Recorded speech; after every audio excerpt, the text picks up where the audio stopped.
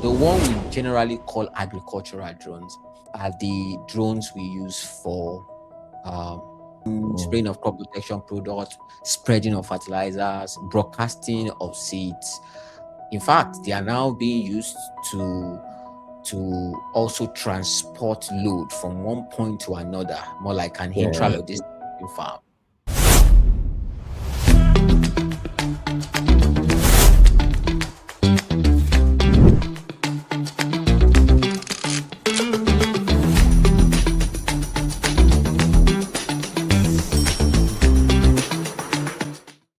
Hello, once again, our audience. Thank you for joining us on this new, fresh episode of your favorite podcast, NextGen Agro Talks podcast. And as usual, my name is Oladapo Folarin. And with me, Folarin Okelola. It's a pleasure to be here again for another edition. yeah, with us today, we have someone who is always in the sky, probably not in person, but he'll tell us who he is. Yeah, go ahead, please, Femi. Okay, thank you so much for the opportunity to be here. My name is Femi Adekoya. I am popularly known as the Flying Farmer, and I am a precision agriculture professional, and I'm also a farmer. My work is in between, technology, intercepting between technology, sustainability, and youth engagement, or perhaps empowerment. While some people also describe the work that I do as, in the agricultural sector, within advocacy, education, and practice. So I lead a company called Integrated Area Precision, and this is where we provide precision agriculture technology solutions to farmers, agricultural stakeholders, and we are leveraging on the power of drone technology and data analytics and some other affiliate technologies. I also have a vision, which I would say bonding to raise the next generation of tech inclined and digitally savvy farmers and agricultural professionals who would go on to lead in the future of work and technology in the field of agriculture. And underlining that is a sentiment that Africa should not, or young professionals, youths of Africa should not just be observers of technological growth, particularly in the agricultural sector, but moving from just an observer or spectator to players, who are on the field, to influencers, to enablers, to builders, right, of these technologies. And of course, not for the sake of technology, but for the sake of the benefits that technology brings. So I think to sum that, to say what I'm trying to say in another word is technology is not the end, but it's the means to the end. So I have a lot of things that I do. Like I said, my work also, right, between advocacy policy, of course, to education and to practice are within the agricultural technology field, tailoring particularly to digital agriculture. I co-lead the World Food Forum in Nigeria. I also represent, I'm also the country representative for International Society for Precision Agriculture. I'm also sitting on the board of the African Association for Precision Agriculture as the West Africa representative, among many other things. And I think above all, I'm a child of God. Thank you. Your profile is very, very, very big. Thank you very much for accepting to be our guest on this episode. All right. Yeah, Thank you so so much for I having me. know you, Actually, yeah. it will not stop. I actually thought it will not stop reading out the profile. It's so big. So nice to have you. Thank you so much. Yeah, so I know you have an agricultural background, but I'm Yeah. wondering what was that eureka moment for you that made you realize that drones are the future? Mm. Well, I have this understanding, or because I have agricultural background, not because I studied agriculture only, but because I practice agriculture, and I still Mm, practice agriculture. I mean, agriculture. I mean, it's where get my livelihood, and I started pretty much young. Or yeah, I would say this is my about 15th year, that oh I wow. started agribusiness. Yeah. I'm in my early 30s, obviously. And it's the passion for agriculture for me is childhood, because, I just that leading to that eureka moment of first, how did I get into agriculture? Right. It's my parents would, especially my dad, would plant yam seed. I mean, at home when we cook the head, and we live in. I was born in Lagos, but because my parents are from, the the countryside, like we will call it, Yeah. in the Tuchwe, and so that came to Lagos for better livelihood. But we usually do those home gardening or home planting stuff, and we planted a maize, and I realized that it was just few seed of maize that we planted, and in matter of weeks we were getting hundreds of that back. That's like, and I think also from my childhood, I have this entrepreneurial instinct. Like, there's that must be money doubling. This is more than money doubling, right? That was what opened me up to agriculture. So it was the money. It was the sense of the money, like I can make wealth from agriculture. And that Mm, opened me up. I mean, my passion to study agriculture, even from secondary school. I was the young farmers president in junior secondary school, I think, to senior secondary school. The passion was there because I wanted to investigate. When mm, you can be certain I was in science class, struggling science class student, I must tell you, but I'm an agriculture, you cannot beat me. You cannot beat it, right? So I would always have an A.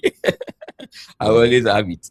So yeah, but growing, of course, I mean, aside from doing it for hobby or for the pleasure of the, I got to university, Federal University of Agriculture, Abeokuta, which I know that I share with you on the host here. So Yeah. I told myself, I think it was a discussion with my friend, and they said, he told me, like, we are studying agriculture, at least we should be making money from agriculture right from now. Like, because my parents were not like, I wouldn't say I'm part of the student that gets monthly allowance. I'm not. I don't even know, it is daily bread that I get when it comes. So I thought about what can I do. So there's this opportunity there. I just saw it, like it's called Work and Learn, and 200 level. That was where I was got. I was, so when we saw it, it was just like desire and opportunity. So that was how I started growing, and that was since 2012. Yeah, like I don't go home, I just do agriculture. I just plant Mm, ugu, plant maize, so the program just gave that opportunity, and with the passion to learn. So from that time, people were calling me Femi Farmer in school. Even in Funaps today, some people that sees me, that whole staff, that Elefo, the guy that sells for and all that. And I'm not ashamed. It's my hustle. It's my thing. I go to send it. I don't know. You guys will do send it now. I go to send it, carry my yeah. basket to send it. But Yeah. I realized that agriculture we can we can get little or nothing without technology. in agriculture. Mm, mm. Hmm. Technology has, yeah, technology has come in different times, and in fact, technology has changed. All this revolution that we describe is it's a form of technology, or it's the visit of different technology per time that makes so what we call revolution. From industrial revolution one, two, three, and to the one we call four now. Some are saying we're now approaching five, right? So, but what it means is there is a visitation of technology. So at every different time, um, so I knew that from practice, from onset, and also from theory. I mean, from thinking and seeing that. So when I got the opportunity to learn about drone technology, yeah, I that was I mean in the UK, I I just thought that no, this thing at best at that time, I would say 6 years ago or 8 years ago, you would always find technology, even till now, but it's getting better. You would just find Yeah. them on TV or so like sci-fi stuff, or you hear it usually in military operations, right? So, but Yeah. I just applied my heart to it that I'm going to get this certification, get trained and all that, find the money and got so good. I was able to get it, and that was it. That that was um, that was drones becoming the future of African farming. What I see particularly is earlier is that because there is decentralization of technology. So I understand early that drone technologies would facilitate, considering that African farming system is sort of aimed on the smallholder. Um, I mean, we have majority of small farms around, so we need a technology that is modular, right? That can sort of also adapt, help them adapt to and I think drone technology fits into that in from data collection for analysis to actual application. So this is actually why I believe that drone technology is a future, or I mean, is the future, or will feature really well in the future of Africa. And I would like to ask you as well. I know you came to the UK some time ago for your master's program. Yeah. So, and I'm sure, coming from Nigeria to the UK to study integrated pest management, um, was there any culture shock you experienced? And as well, I want you to backtrack and tell us, why did you choose to come to the UK for your master's program? Um, I came to the UK for my master's degree sometimes in 20, I think it's now 6 years ago now, 2019, 2020. And I would say it looks somehow, if you call it a shock, where people just, the way they compliment the weather, like the sun is out, those kind of statements. Oh, it's sunny today. Okay. So that was the first thing. Like, okay, yeah, it's sunny today. But I later realized and appreciated it because, of course, the UK weather is the UK weather. So you would you would have to The appreciate sun, if you the see sun is sun. very important. Very, very important. And that's why they don't joke with the Mm. summer. Yeah. I think that I don't usually, sort of analyze things around culture shocks. Um, but of course, the education system um, was a bit, it's different. Not even bit, it's different. Different as to, um, and now at a level 7 master's degree, independent learning, those kind of, and sometimes you can be overwhelmed. Like, what do I? how do I go about this in the sea of information? And they, they leave you to it. And So run yeah, fast. that One year, right? yeah. 1 year. So, but I mean, really mentally thrilling, and but it builds mental resilience and ability to be able to look at things critically, which is actually the hallmark of that level of education. So yeah, and why the UK for education? Well, first of all, um, I think that 1 year is something, and most importantly, I got a scholarship. So Okay. if I had gotten opportunity in another place, I might have considered. But I got a Mm. scholarship, and the fact that the master's degree in the UK is 1 year, and yeah. So those are the two factors, right? Those are the two Mm. factors that sort of influenced me coming to the UK. Yeah. But while you're in the UK, were you still running your company full time, or how was it working for you? My company, no. This present company is as a result of coming to UK and Oh, leaving the okay. UK. Okay. If you get what I mean. So Oh, it's the yeah. outcome of it. So yeah, Oh, so it is the UK that gave. I mean, my master's studied at Adams University that I came in contact with, drone technology. mm. Oh, okay. So That's beautiful. Okay. yeah, yeah, yeah. Yeah, quite interesting. And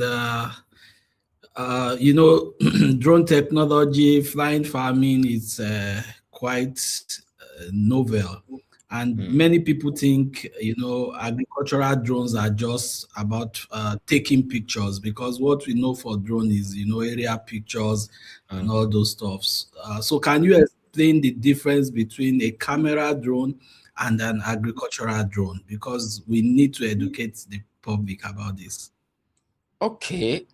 If you say a camera drone, you might be referring to drones that people use for carnival capturing cinematic UAVs. Drones are also called UAVs. That's unmanned aerial vehicles.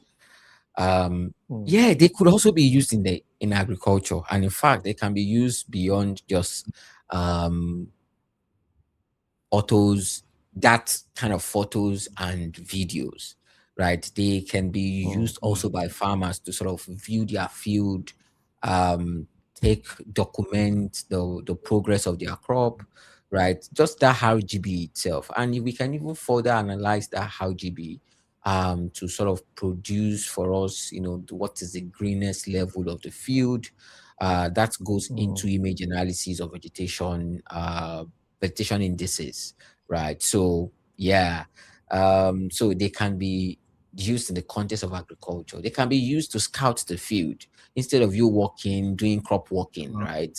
Yeah, you can use that Yeah. because it's just like you putting a eyes in the sky, and it's fast, it's rapid, So I need to say that. But the one that we call agricultural drones, of course, there are some camera drones uh, that are more sophisticated, like the multispectral cameras or sensors, right? Or the thermal cameras or sensors. So if you call them camera, if you call them sensors, or of course, because they have lenses, right? They can also be used to gather data, or collect some help us to generate some insight into Mm. our agricultural production, be it crop production or livestock production. Multispectra is really used in the crop production sector, um, or when it comes to vegetation analysis, because we want to sort of use light to study our vegetation, the health of our crop. So thermal images could be used for animal welfare studies. Um, it could also be used for, of course, crop production, for studying evapotranspiration, droughts, information, and all that insights, right? Because thermal signature could, can give us some information about moisture, the level of moisture. So yeah, we also have the hyperspectral sensor. We have the lidar sensor. So these sensors, right? The way I explain it to my student is that drones are, just from the technical word, unmanned area vehicles. So they are vehicles to carry something, vehicles to carry sensors to help us to harvest data, because sensors, from their name, is to sense. And when we sense, we are sort of getting data, right? So our eyes can see, it's a sensory organ, right? It's the data, right, that fits into our brain to be able to say this is this, this is that, right? So without the eyes, no matter how sharp the brain is, you've lost that data, that sensor, that you miss the data point of seeing, right? So yeah, so we can fix a lot of sensors to our drone, because, like I said, they are vehicles, right? Thermal sensor, lidar is used for 3D, biomass, canopy, anything that is in three-dimensional data, right? You want to shapes, the depth of something. So LiDAR would be really great because it's an active sensor. We have the multispectral, which I mentioned. It is really good for vegetation analysis, to sort of inspect crop health, because you are basically sort of looking at reflectance of plants to light, like how plants are reflecting light, and that sort of give us an indication of the health status of our crop, right? We also have the RGB. That's the normal camera that we use. We can see ourselves. We can see as humans, because we have RGB. Our eyes is an enablement of RGB, and that's because there is light. Something is bouncing off. We cannot see in darkness.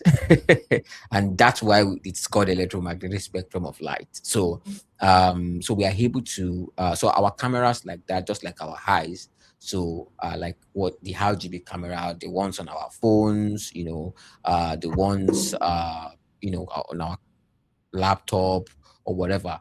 So we can fix that on drones too. So they can come in different sophistication, different specification, to give us the resolution or quality of data that we are looking for. We also do have hyperspectral. This is sort of high end. It's even still the realm of research and development. That is also more like multispectral on steroid, like so bigger. So yeah. So but the one we generally call agricultural drones are the drones we use for crop protection, spraying of crop protection products, spreading of fertilizers, broadcasting of seeds.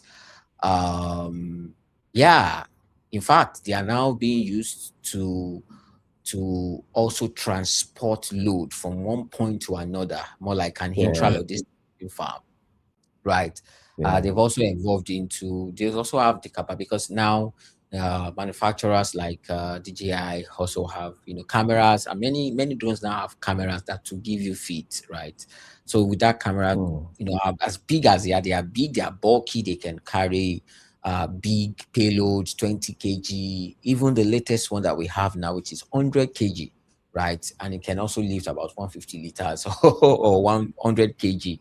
That's 2 bags of fertilizer, right? They are heavy loads, right? So to actually do this specific activity. So yeah, that's that's just the difference that we can be able to establish right now. Yeah. This is quite loaded, and I think there's much more awareness that need to be created, for farmers, basically smallholder farmers, in Africa. So my next question is actually now looking at smallholder farmers with just a few hectares. Is precision agriculture still relevant to them, or is it a luxury only for large scale commercial farmers? So can you enlighten on this? Okay. Yeah. Precision agriculture as a concept is it's a concept. It's a management strategy or approach, not technology. Right. So I would say, academically answering that question, yes, precision agriculture is for everybody because it's a concept. It's a concept of applying the right thing at the right time to the right place in the right Oh, intensity. Right. So that okay. is precision agriculture. Um, I mean, the ISPA defines it even more technical or complex than that, but for this podcast, let us put it as that. Uh, but technologies where they come in, like drone technology, IoT, uh, AI, GIS, and all that stuff, um, are to are tools to enable us achieve the concept or the goal of precision agriculture. Okay, so they are Wow. not precision agriculture, so they are to help us to achieve that precision agriculture. Now, to the real to the question of, I would assume, or in another way, let's put the question another way, like, would these technologies be, available to these smallholder farmers? Yeah. Yeah, depending on scale or at different level or how the farming system is. Uh, but I've established that precision agriculture is a concept and can be applied by smallholder farmers And- also. yeah. Few hectares. I mean, we have a lot of technologies that smallholder farmers can use to achieve precision agriculture, IoT. Um, but when we discuss smallholder things, it's really nuanced, right? It's really nuanced. Are we talking about smallholder farmers just on the basis of few hectares of land or on their economic deficiencies? That's what we don't talk about. We only hang Yeah. them on an hectare of land. No, Yeah. it's not. Nobody. If you have money, you decide to say, I want to just do 2 hectares of land. I mean, if you Yeah. have money, you can adorn your 2 hectares of land like Yeah. like it is 200 hectares of land, right? That's Uh, a And fact. if you also have money, you can choose to say, no, I'm not doing 2 hectares of land any longer. I want to do 2,000 because you have got the money. So, uh, and I said to say,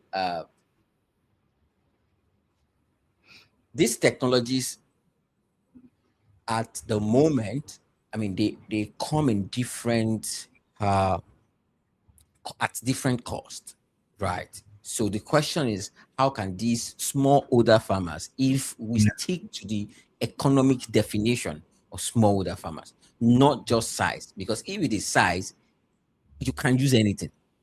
Yeah. Yeah, you can use anything. You can even choose to actually, take AK-47 to a mosquito fight. If you have got that, right? So yeah, but in the context of smallholder farmers, yes, they can use the technology, and so we have to consider a lot of factors like the cost. And the good thing is that, I mean, just like I use the example of our mobile phones. I mean, while still younger, I mean, 20 years ago or more, the first time my dad bought a phone, it was really something that we were celebrating. Right? You can't even touch it. You can look at it, or you can't touch it.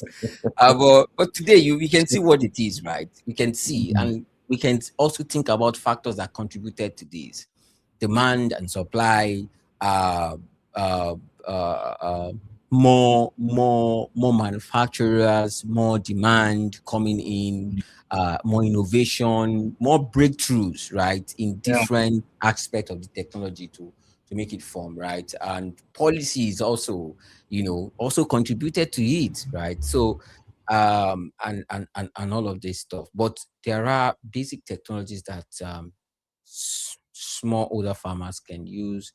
We have got, even in my academy, I've got people, doing small sensors for farmers. Yeah, but like I said, it is nuanced. How affordable is affordability depends on who we are talking to. So it depends on who we are talking to. So yeah, we have smallholder farmers who can pay for tractor service, who can pay Mm, for drone technology service, right? On a service basis. So we also talk about business model for us as a company. I think that with our business model of pay as you go, like the service model that we render also helps the farmer instead of buying outrightly purchasing these drones, right? They are mm, able to get the service. They are able to also benefit from the technology. So yeah, these ways, these are different ways I think farmers can benefit from precision agriculture technologies. Yeah. mm. Okay. Thank you very much, Femi. Uh, just to build on that, besides being a farmer in agriculture, what new career path, are opening up in the agritech ecosystem for young people? Mm. What new career path? Truly, I like that question. I think the career path, there are a lot of them, depending on the angle that we are coming from or the stream that we are coming from. And this is sort of dependent on the skill set, more particularly on the tech skill set um, of the youth, right? So I would, I mean, now we now have people, even from my company, bona fidely calling themselves drone pilots, drone agricultural drone technicians. Uh, I have seen, and I have seen that's one thing I'm really glad about. And I've seen folks who have trained, who have left the shores of the country, and because of drone technology, and have gotten, they've been able to make sense of life, right? Just Mm, because they are drone pilots, agricultural drone pilots. I'm telling you, and it makes me proud. It makes me so like, oh, really? That's also possible, right? Uh, Beyond that, people now can now become drone data analysts. Combining geospatial insight technology, to provide insight into um, you would wonder, I mean, a soil scientist, if you are able to understand GIS, you can represent soil map, you can be able to represent that yeah. variability, and just like I would say 20 years ago, yeah, 20 years ago, or yeah, just about 20, 25 years ago, the word social media manager never existed because there was no social media. There was no social media, right? So, yeah, Yeah. but these technologies are actually bringing a new career path into the game. People, can now go beyond agronomy, to say, I'm a crop data scientist. I'm a crop modeler, right? You Mm, can sort yeah. of predict yield and all of that details or stuff, right? So yeah, those are the new career paths that it's really comprehensive, like I said, depending on the angle that we are coming from. Yeah, precision agriculture consultant, specialist, a lot of things, whatever you Mm, want to call yourself, right? But the technology is sort of defining new path for young professionals. Yeah. okay. Thank you very much. And I would like to ask you're an Greek entrepreneur, right? So what would your advice be to young entrepreneurs like you who are just starting up? In terms of which big mistake do you think they usually make when you're starting up their company? I will be brutal here. And I think from my experience, is to first people eat. There will be markets. You know, agriculture is that has gotten a very good name, but is that poor man that has good name. That's it. You know, they said good name is, you will see the rich wanting to invest in agriculture, wanting to do agriculture. Yeah. You will see the poor also wanting to do agriculture. But agriculture is inside agriculture is, especially African agriculture, is is murky and messed up. Yeah. They don't tell you that. they don't tell you that. You know, or the reality when you start your startup or agritech startup, we are empowering smallholder farmer. Yeah, I see that. But are the smallholder farmers able to pay you? So these are the issues that people don't talk about, and I wonder why. So are they able to pay you? Is there a guarantee? This is why you would see. Well, my pastor said what I like, the principle of life. But I'm like, okay, truly, this is what it said, or something like, if you rise from helping the poor people, right, at the end of the day, you become rich by helping poor people. So what I'm trying to say is, many of the agritech companies that we mostly have in Africa, not because the smallholder farmers are streaming in the money, but because they are posing to actually help the poor of the poor, they are becoming richer. Yeah. Who tells us this? So that's why I said I'm going to be brutal. I know this is, but yeah, let me just stop there. Very, very interesting and quite funny, but it's brutal indeed. It's brutal indeed. Well, let's come back to the fact that one of the common critique of drones are that they are too expensive for the average, Nigerian or African farmer. And this is the business that you are into. So, what business model are you using to make the technology accessible? Coming from the background of your last, illustration. Yeah. So, what is your own business model? How are you selling this to these smallholder farmers? Yeah, Or from African from my last illustration, I'm not also insinuating that there is no economic value from providing agritech services, right? I'm just sort of talking on a broader note about the industry, right? So, though, of course, there are different market segments within the agricultural sector, right? Within the agricultural sector, for us, we have the large industrial growers, we have the middle scale growers, and we also have the small scale growers, right? So, our service, we provide just like mechanization service, like we come to serve you and you are able to pay, right? So that's for our drone services. So it's and we have, like I said, we have different market segments. For smallholder farmers, of course, typically they might not be able to invest 35 million, 45 million, 50 million to actually get a whole set of functional drone unit, agricultural drone unit, right?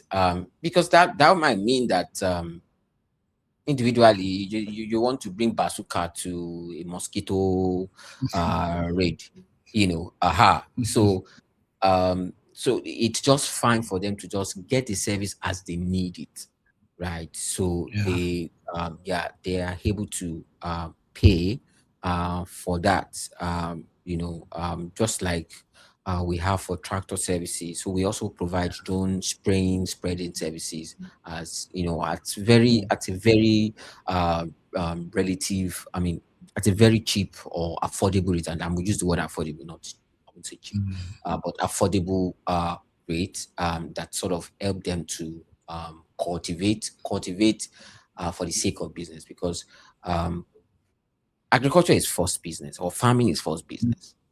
Yeah. And that's Yeah. one thing that we usually overshadow. We don't talk more about the fact that agriculture is business.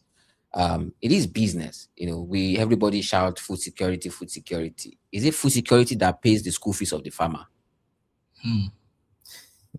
No, now the farmer goes to the field not because not because he wants to provide food security. Food security is secondary. Hmm. Yeah. Yeah, it is the responsibility of the government to provide food security. So therefore, a same country like the US would, or developing countries, they give subsidies or give Hmm. money to farmers to produce food to achieve Hmm. food security. Hmm. Yeah. So it's on the context of business, right? Yeah, we are able to, we are empowering them to sort of continue on their business, not just continue, but to make economic gain. Because when we apply drone, for spraying, we help them to save on pesticide. Yeah. That's cost reduction. We help them to protect their investment. I use the word Hmm. investment, not just crops, right? Because to Hmm. them, their Mm. crops are their investment, Yeah. right? If Folarin one finishes their crop, they won't take the leaf to the market to sell. Hmm. And agriculture is so brutal that you have to be diligent from A to Z. It will not reward you if you do it from A to Y. Hmm. Yeah, you have to Yeah. harvest, and you have to harvest well for the market to reward you well. Yeah. Now let's look at young African, agritech enthusiasts. Mm, How can they find mentors, in the UK, for example, or other global tech hubs without having to physically leave the continent?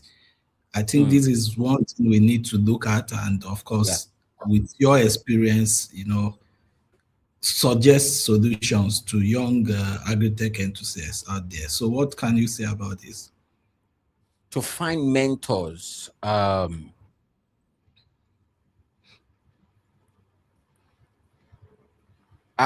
would say you have to.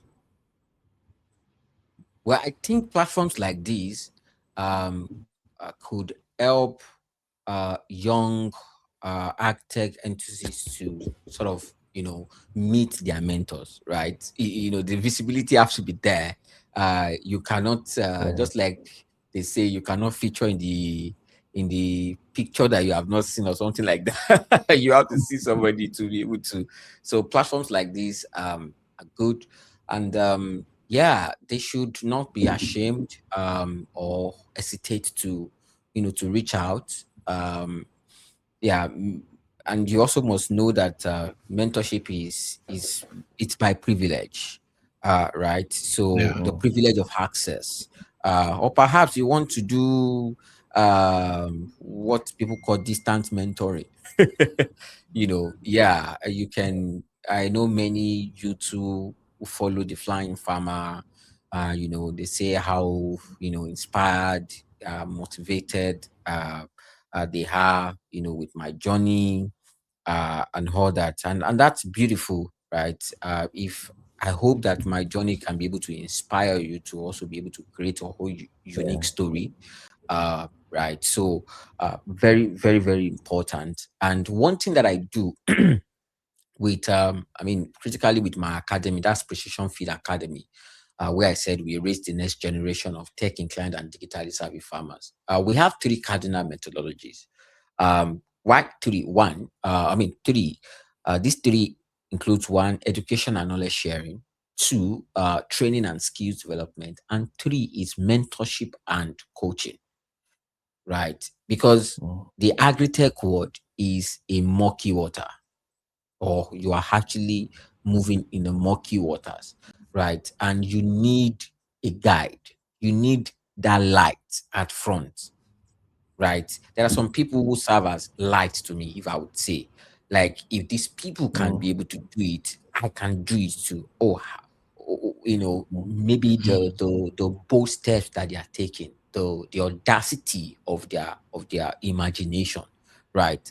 that inspires new thing, right? And that is beautiful. That's the beauty of mentorship. So one thing that we do in my academy, people who are trying to develop something, I mean, agritech solutions, or build their skills and capacities. I believe that mentorship is key. How do you navigate? You want to build a career through research. You want to build a career as an entrepreneur, as an architect, innovator, right? How do you, navigate the complexities within the African landscape? You need insight from people. You need to see them. You need to speak to them, right? And that has I've s- I've mentored quite a number of people, in different angles of spare, and it's really been great. And I think the result speaks for itself. And I believe, and I hope that this can be scaled, or more of these results can be scaled for our betterment. Yeah. Thank you very much, Femi. On a final note from me as well, I'd like you to can you provide some form of advice to Nigerian uh, farmers or agri uh, players who probably are involved with exporting, you know, agricultural products, produce Mm, from Nigeria, from Africa to the UK? Because we know that the UK and EU, they have very stringent, very strict uh, food safety standards. mhm, So mhm. for people who are involved in this, in this industry, what would your advice be for them? Is there a way they can use like drone technology to maybe meet up with the standards Mm, required in the UK or in some mm, other European countries? mm. Yeah, I think I'm aware about that. Even with what I studied from my master's degree, integrated pest management, went into pesticide regulation, which really opened me up to the EU and UK side of things. These people, if I would summarize who they are or their position towards the regulation, is conservative. And if I tell Yeah. people, if there is a way that the EU can monetize regulation, they will be the richest country on earth, richest continent on earth. It is the capital for regulation. Anything regulation, anything, mention it. It is the EU that you see at the front.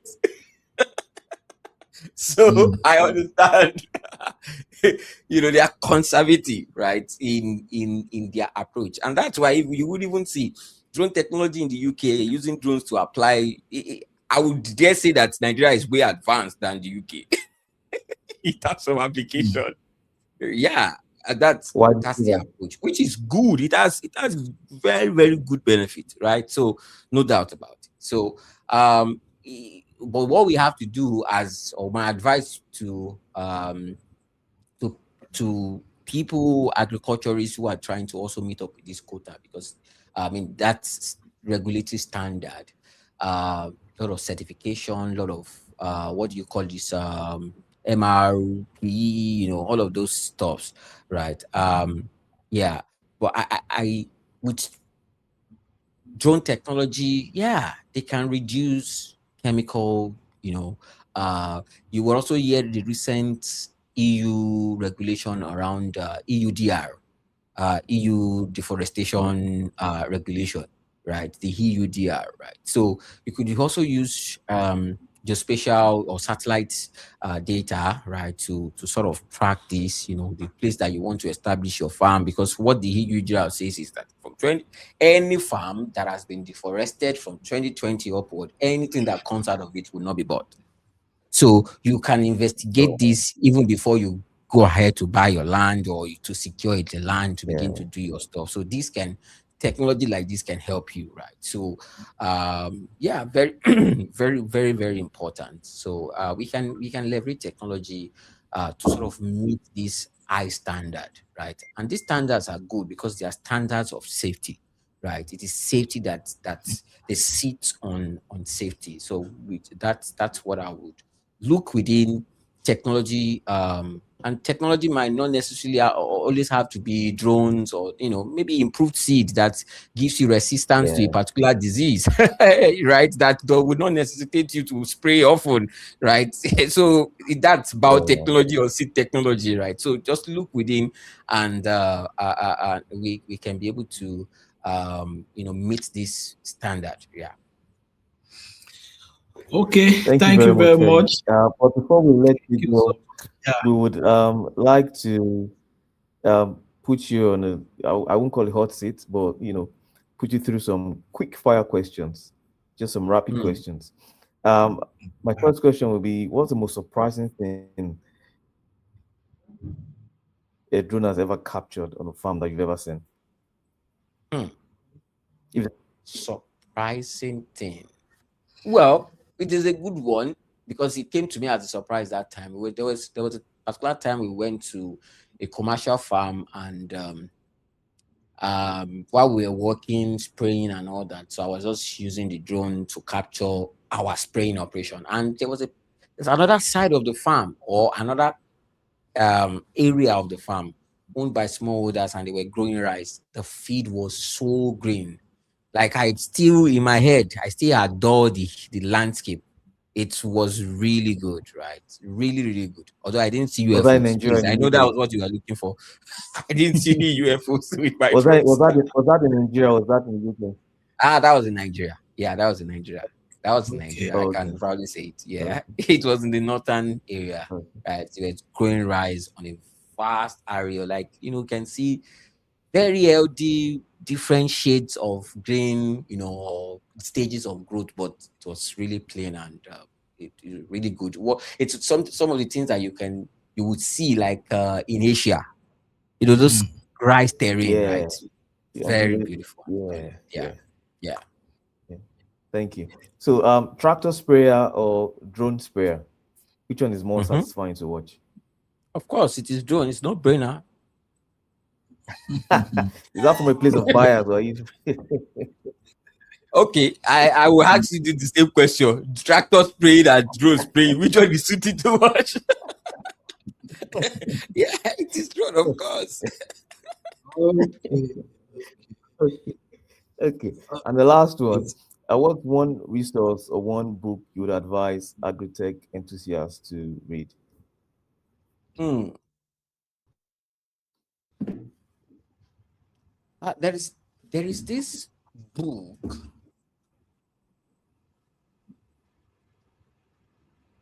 It skipped my mind. Uh, Something around feeding the world, or feeding 9 billion. Yeah. Hmm. I'm not certain, but I know it's around feeding, and it's like, the some of the book is how we can leverage innovation to feed the growing population, and I think it's around 9 billion. Okay. Yeah, I think that book is Okay. really good. Yeah, yeah, yeah. Thank you very much, Femi. Okay. It was a It's pleasure very having you. interesting. We really enjoyed our time with you. And then we hope that next time when we call on you, you would, avail us the opportunity to, be on this podcast again. Yeah. Yeah, thank you so much for So, having Dr. me. Okelola, Yeah, thank you very much. But I think you should drop a message for that young person that is listening to you now, and Mm. is hesitant to enter the agricultural sector. What message would you have for that person? That's my final shot. Thank you again. Okay, so my message to you, if you're looking or considering the agricultural sector, come in to come in with an innovator's mindset. And what is within an inside an innovator mind is problem solving, determination, resolve. You are there to solve problems. Come in to solve problems, right? You will not be Thank, disappointed if you come from that angle. You will not be disappointed, and you'll be rewarded. Yeah. thank you so much.